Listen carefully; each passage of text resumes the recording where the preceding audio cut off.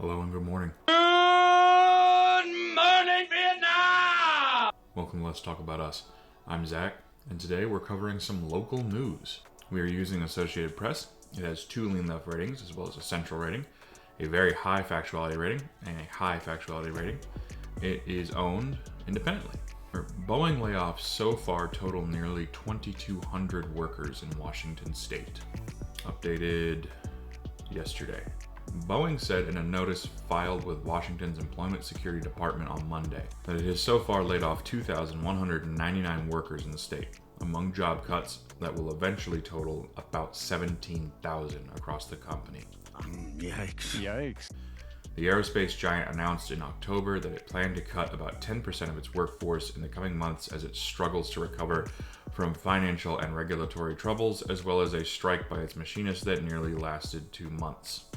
Interesting that they include this, like they're blaming the union workers and not themselves for mismanaging themselves for the last 20 plus years. You have done that yourself! The planned cuts include workers at Boeing facilities across the country, from Washington to Missouri to Arizona to South Carolina, the Seattle Times reported. They also appeared to impact workers in all 3 of Boeing's divisions: commercial, airplanes, defense, and global services. Before the layoff notices delivered last week, Boeing had 66,000 workers in Washington.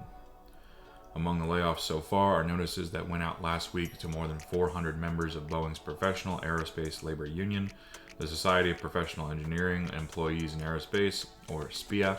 The workers will remain on the payroll through mid-January. I do wonder if the Aerospace Labor Union is able to give these 400 people any kind of protections or help them out in any way.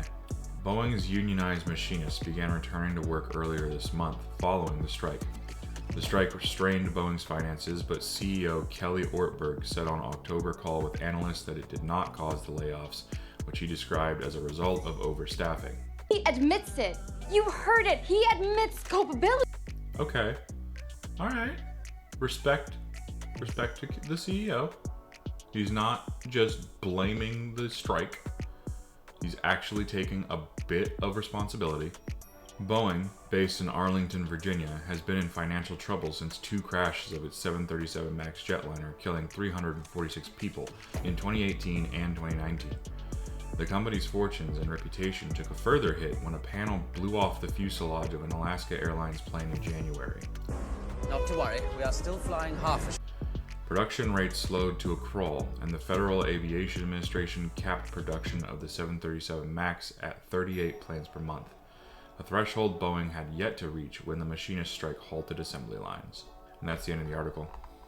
Okay, so a couple things. I am genuinely surprised that the CEO of Boeing is actually taking responsibility. And good on that union for actually achieving at least some of its goals. Be on the lookout for stuff like this. Because when stuff like this happens, people like to blame unions. They like to say, oh, well, all these people that wanted a better work life, they shouldn't have been striking. They should have been fighting for themselves. That kind of talk is pathetic. Join a union, form a union, make sure you and your coworkers are protected. Okay? This has been Zach with Let's Talk About Us. You all have a good day.